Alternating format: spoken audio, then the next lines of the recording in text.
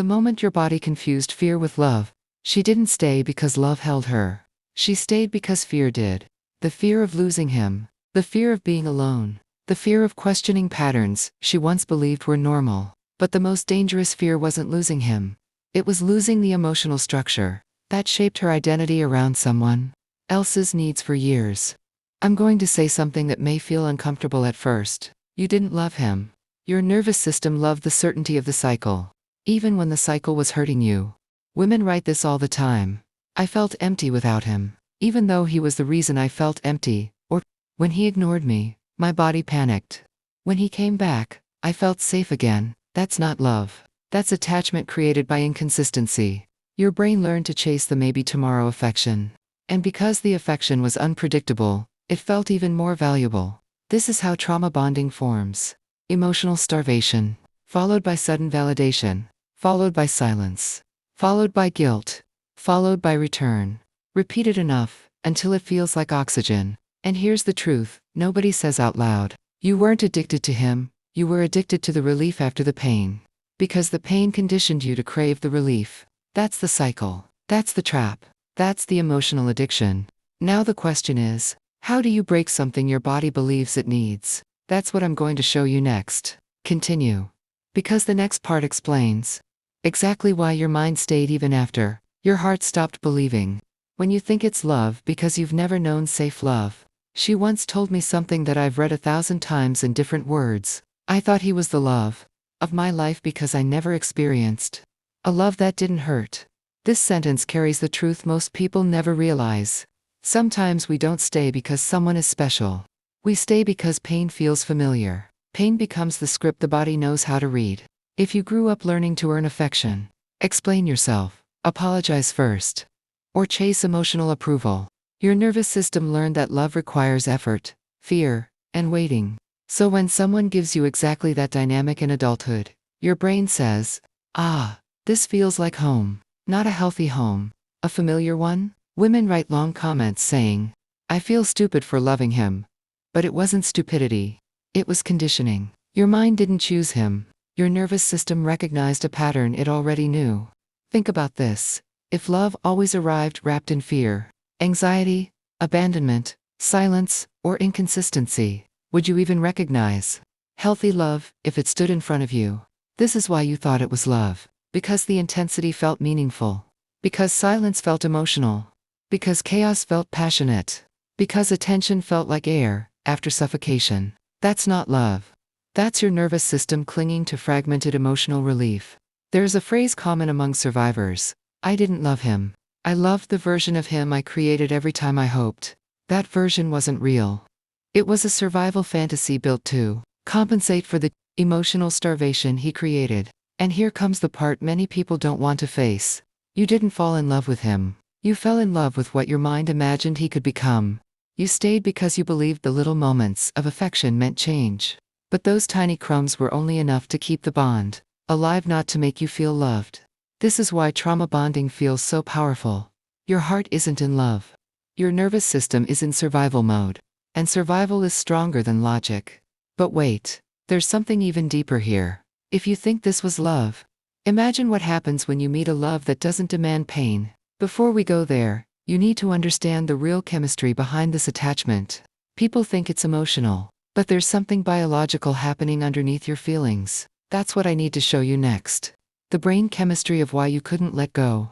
People think heartbreak is just emotional, but what holds you isn't emotion, it's neurochemistry. Let me tell you something that almost every survivor eventually understands. You weren't attached to him. You were attached to the chemicals he triggered inside you. When someone alternates, silence, punishment, sudden tenderness, withdrawal, affection, coldness, your brain starts releasing chemicals in unpredictable waves. An unpredictable reward is the most addictive pattern the brain knows. Dopamine doesn't come from love. It comes from maybe this time. This is the same mechanism used in gambling addiction, slot machines, unpredictable rewards. Intermittent reinforcement. Your brain becomes chemically invested in waiting. That waiting feels like longing. That longing feels like love. But it isn't. It's biochemistry reacting to inconsistency. A woman once wrote, he would disappear and I would panic. When he came back, I felt relief so big it felt like love. That wasn't love. That was withdrawal relief. When the cycle hurt you, your brain went into distress. When he suddenly showed affection, your brain released dopamine again. The brain learned that relief equals emotional connection. This is exactly how addiction works. Pain gives fear, gives craving, gives relief, gives repeat. And relief feels like joy if you've been starved long enough. Now, here's something people rarely consider. Your nervous system wasn't addicted to him. It was addicted to the release of pressure that he himself created. He created the fear. He created the distance. He created the need.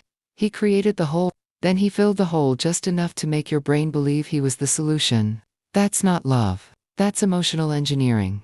The part that hurts the most is realizing he wasn't the comfort. He was the withdrawal cycle disguised as connection. And this is where something powerful begins.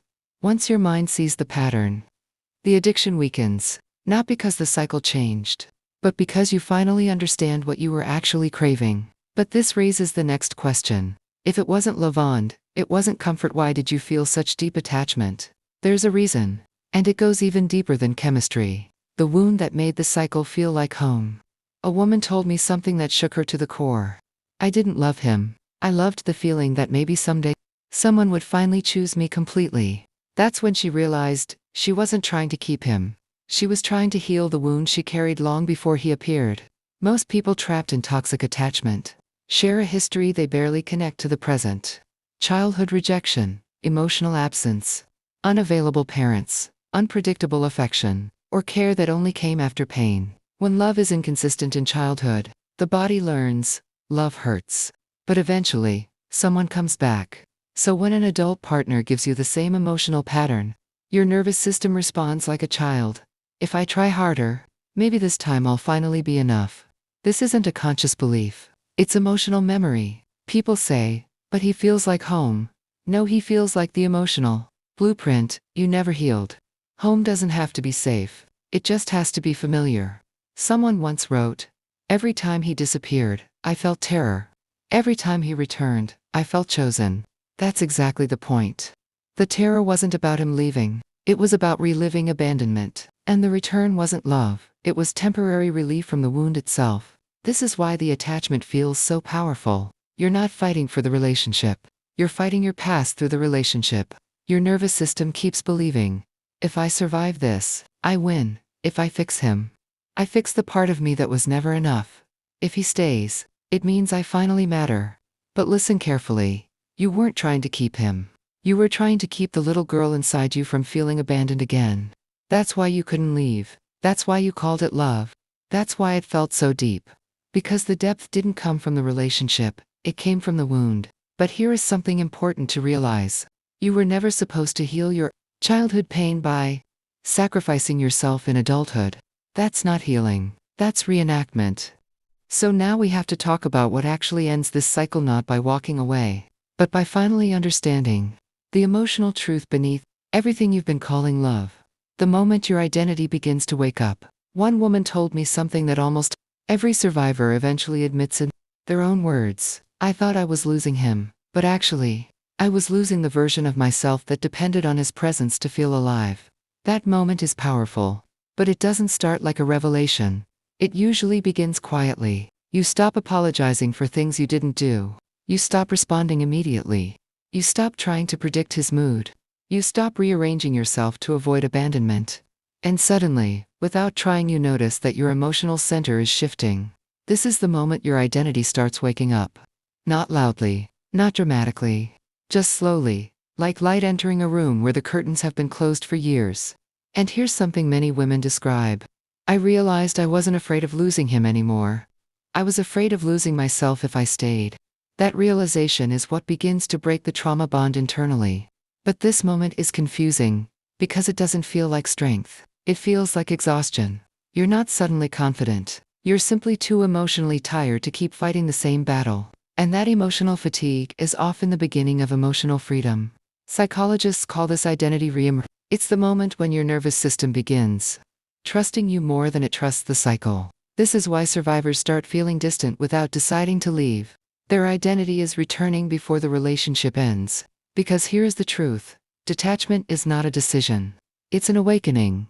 What you're noticing isn't the end of love, it's the end of survival mode. And when survival mode ends, clarity enters. This is the moment he feels something is different even if you haven't said a word.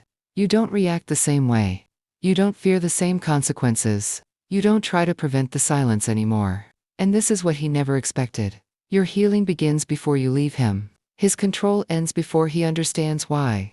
The question now is, how does this transformation continue? That's what I need to show you next. Because once your identity wakes up, the cycle starts collapsing from the inside. When neutrality becomes your first form of freedom. A woman once wrote something unforgettable. I didn't become stronger all at once. I just stopped reacting the way he expected. And that changed everything. Neutrality seems small, almost invisible. But inside a toxic dynamic, neutrality is a revolution. You're not ignoring him. You're no longer emotionally available for manipulation. There's a difference. Before, his silence triggered panic. Now, it triggers reflection. Before, your body rushed to fix the problem. Now, your body waits, breathes, observes.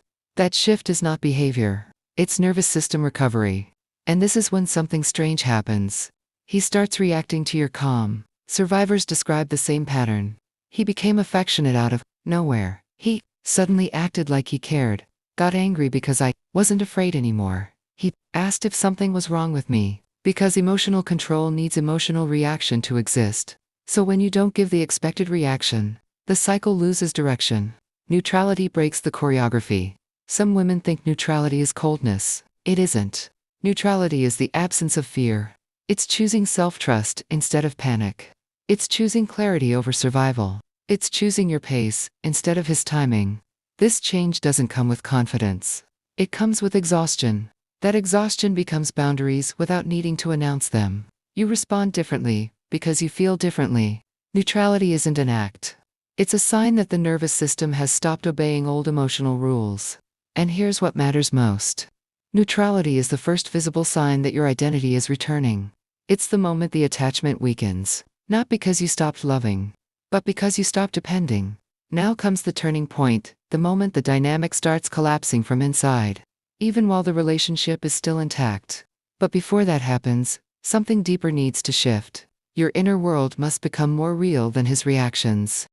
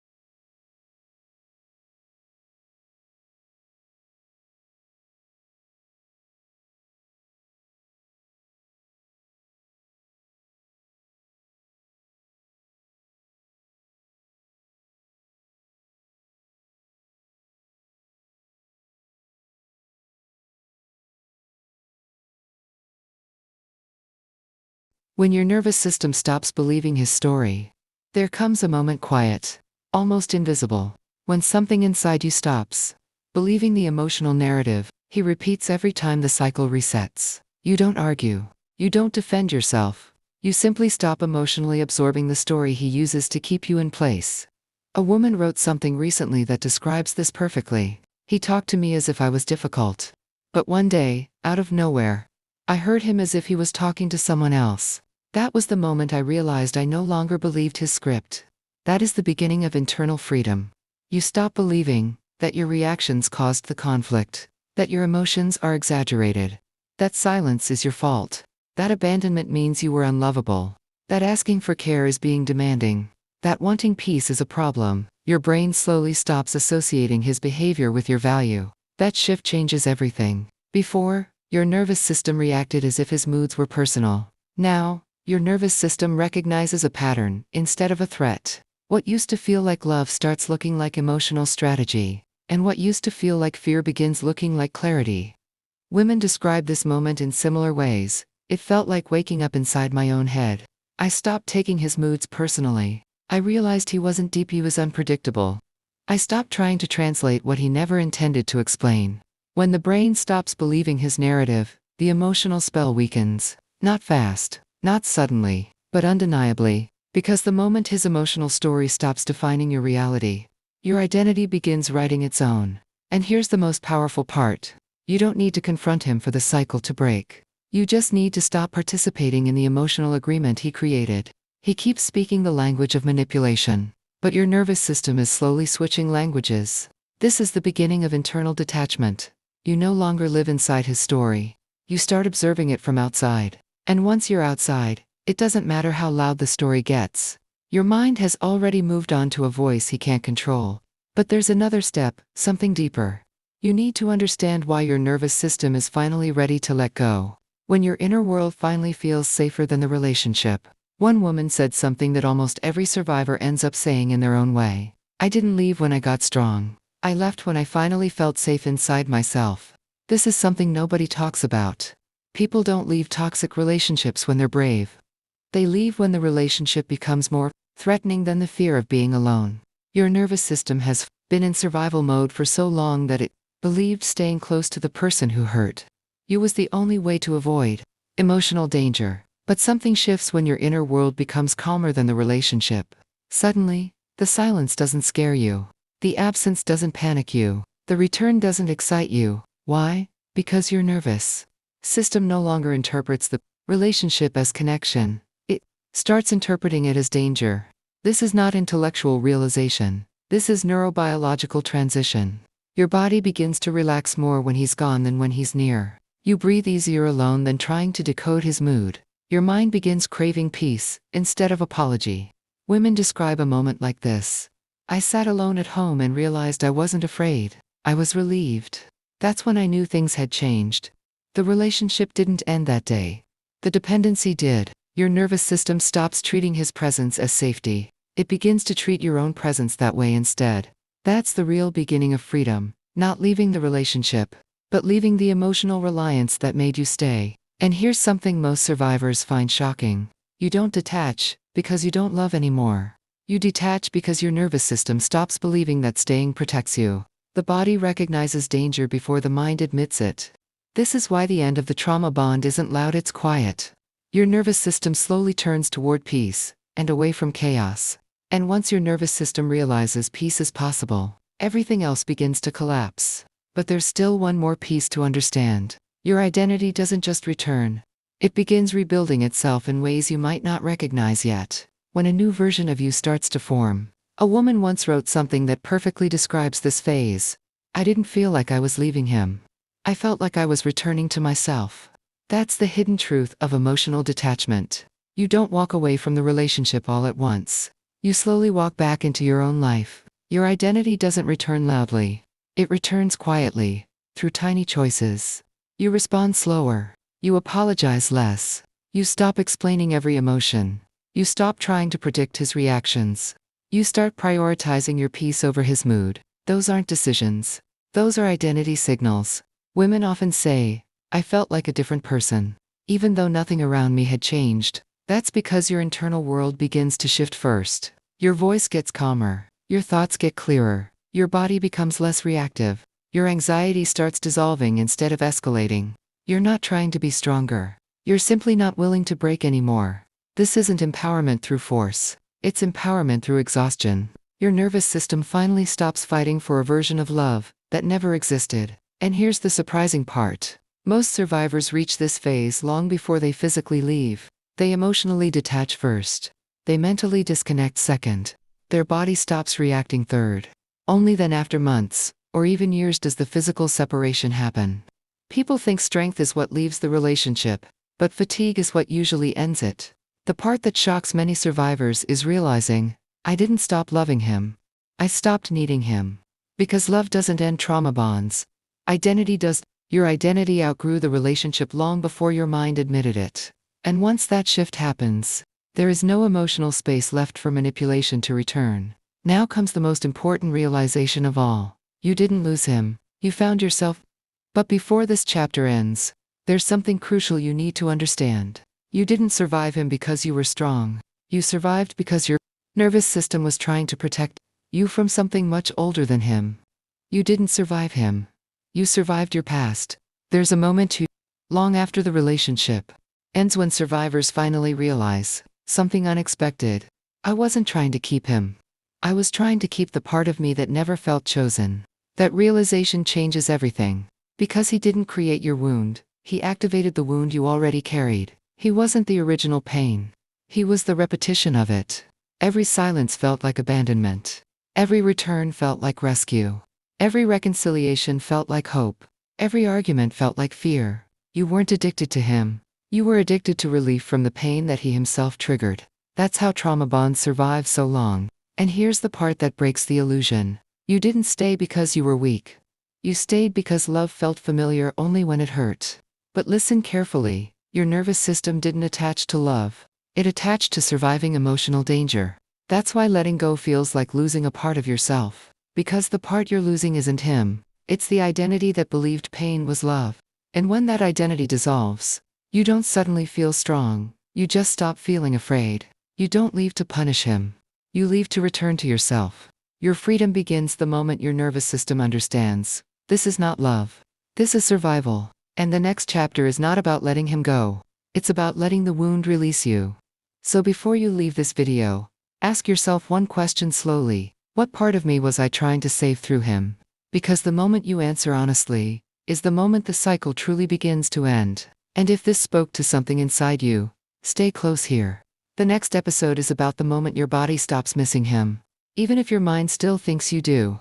That's where emotional liberation really begins. See you in the next chapter.